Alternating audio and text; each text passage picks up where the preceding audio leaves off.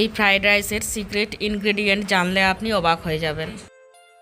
নমস্কার বন্ধুরা, রানীরঞ্জন কুকিংয়ে আপনাদের স্বাগত।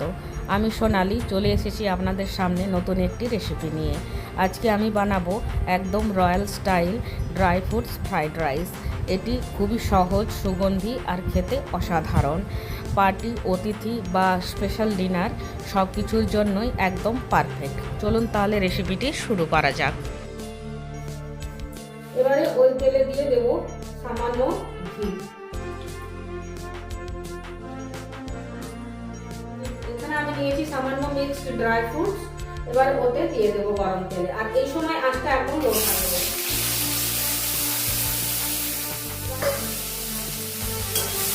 দিয়ে হালকা একটু ভেজে নেব।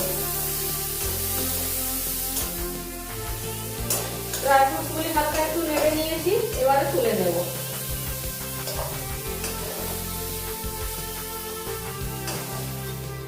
এবারে ওটা আরো কিছুটা তেল দিয়ে দিয়েছি, সাদা তেল, আর দিয়ে দেব ঘি। ফ্রাইড রাইসে ঘি একটু বেশি লাগে, তাহলে টেস্টটা খুব সুন্দর হয়। এই সময়ও আঁচটা একদম লোতে আছে।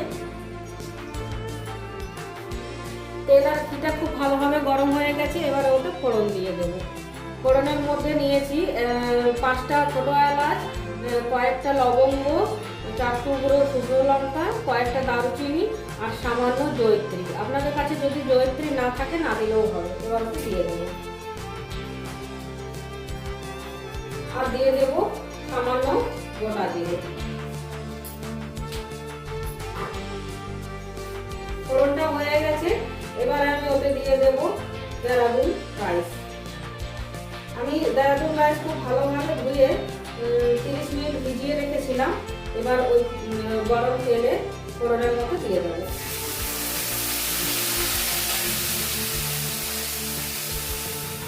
এবার ওতে দিয়ে দেবো স্বাদ মতো নুন,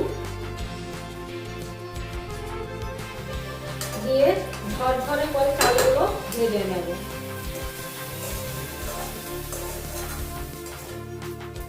চালগুলো আমার ভেজে নেওয়া হয়ে গেছে।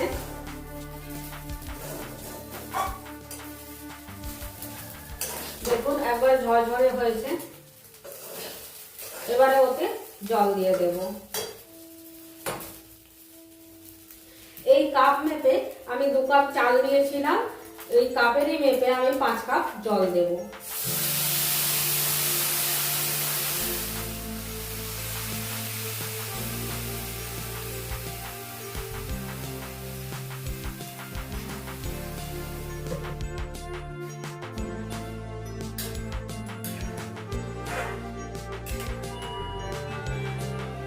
ফ্রাইড রাইসের চালগুলো অর্ধেক সেদ্ধ হয়ে গেছে।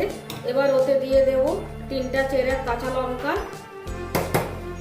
আর দিয়ে দেব ওই ভেজে রাখা গাজর ও 3 রকমের ক্যাপসিকাম। সামান্য সাজানোর জন্য রেখে দেব। সামান্য ভেজে রাখা ড্রাই ফ্রুটস,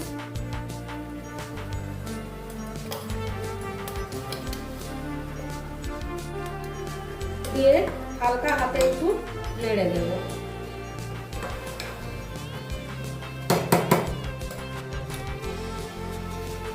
রাইসটাতে দিয়ে দেব আর একটু ঘি, 1 চা চামচ মতো।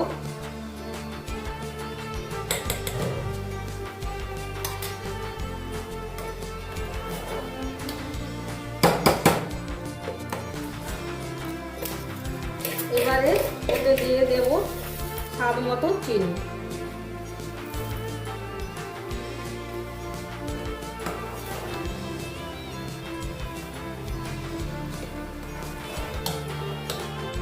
দেখলেন তো কত সহজেই তৈরি হয়ে গেল ইউনিক স্বাদের ড্রাই ফ্রুটস ফ্রাইড রাইস। রেসিপিটি ভালো লাগলে লাইক, শেয়ার ও সাবস্ক্রাইব করে দেবেন। আর যদি বাড়িতে বানিয়ে থাকেন তাহলে কমেন্ট করে অবশ্যই জানাবেন।